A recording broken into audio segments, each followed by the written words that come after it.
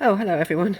So my second last one, because Nikki's taking over after the first 9, is the arrest of Oscar Wilde at the Cadogan Hotel. And let's move over to here. And this is what I've decided it means, which you're welcome to also decide it means. Now, when you don't know what it means, this is the key word to help you out of everything. It's exploring. I can't quite decide what it's saying about anything, if anything. So it's exploring class, as in the notion of class in British society. It's laughing at typical behaviours of two different social classes. Oscar Wilde is very famously arrested. An imagined famous. The other meaning of the poem, presenting a dramatic moment and gently mocking social mores. That's a great word. It looks like mores, but it's mores. It means typical behaviours of. So yeah, you're right. It's the same. So it's sort of gently mocking typical behaviours in a comedy of manners and turning the play into a poem. But so a little exploration, a little mockery, not much, a little imagination, a funny little play that he's written. And these are the techniques I'm going to write about. About it being a drama, where the scene is set, where the character is developed. The AAQA were questioning, is it a very similar public persona to the one that Betjeman adopted? Who knows what John Betjeman was like, but he adopted a kind of comic public persona, very similar maybe to Oscar Wilde's. And I'm going to write about the dialogue, the use of dialogue in the poem, more usual in drama. Yeah, more usual in drama, but you get it in poetry too. And the world of excess and this sort of hilariously working class police accents. I'm being ironic, honestly. So over here we go. I thought I'm doing it somewhere slightly darker. I thought that would solve the focusing. The arrest of Oscar Wilde at the Cadogan Hotel. Now, immediately, I think it's very like a play.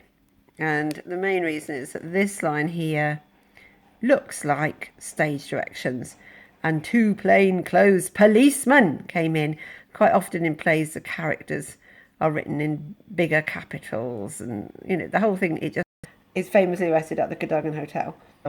It's part of a wealthy and privileged lifestyle that he led, even though he couldn't afford it. But let's not go into that. And here, looking up to it, because it's an important hotel, so you don't want to make a fuss and have a fracas or a fight there. Oscar Wilde looking down, and really the servants aren't good enough here. So you can write about the Cadogan Hotel setting, which is a real place. I've shown a lot of you a photograph of it. So now I'm on to the character being developed and his hangover cure here, a weak hock and seltzer, and living in this hotel. And we're explaining exactly where he is, to the right. Not. And then more hock, Robbie. Where's the seltzer? Dear boy. And this is it still is, I think, very sort of actor's humour. It's a sort of a phrase, a bit like the phrases in Hunter Trial. So, dear boy, it's a sort of very camp, rich, Oscar Wilde type thing to say. Very camp, meaning deliberately stagey as well. I'm deliberately using this sort of this phrase that goes along with members of this class and this subclass, a sort of rich, artistic,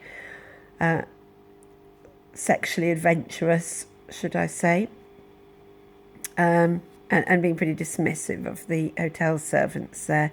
So, you have to get the servants again, pull again at the bell to get the servants. They're just cretins around here.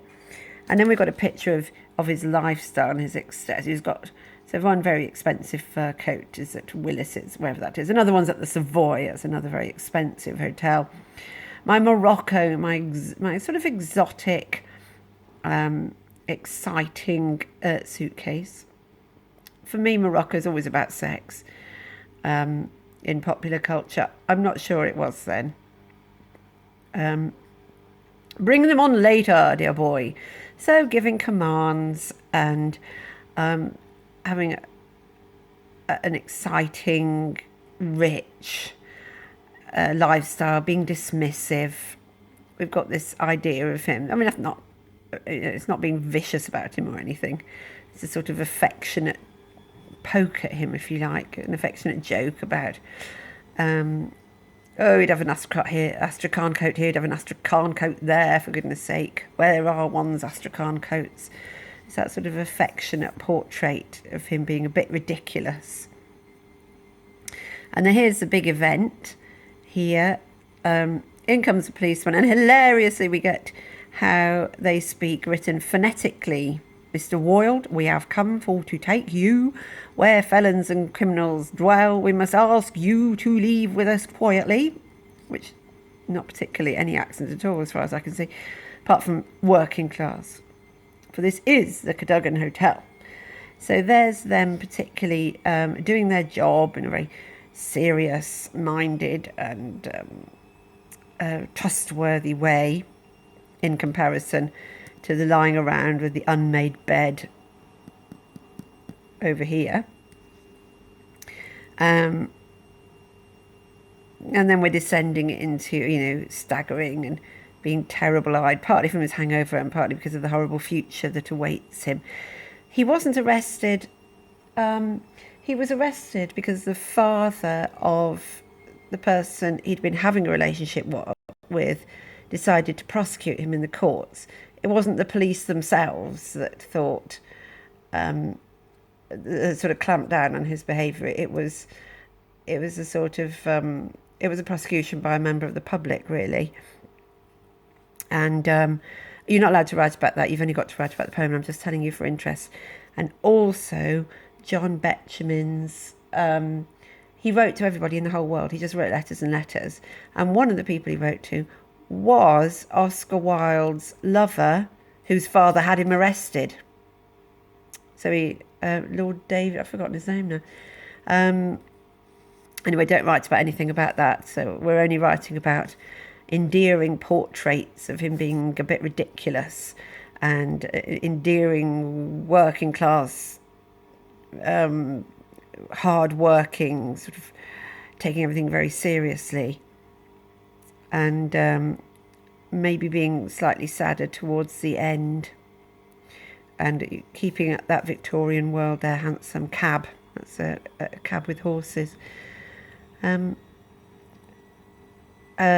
forgot to say, I'll throw it in now, it's not really fitting in very well. I've not done this one very well, I do apologise. There's a bit of an epigram there. You know Oscar Wilde and his epigrams. So, approval of what is approved of is as false as a well-kept vow. Which doesn't actually make any sense as far as I can see. And, he's creating the character of Oscar Wilde with that nice use of an epigram in there at the same time.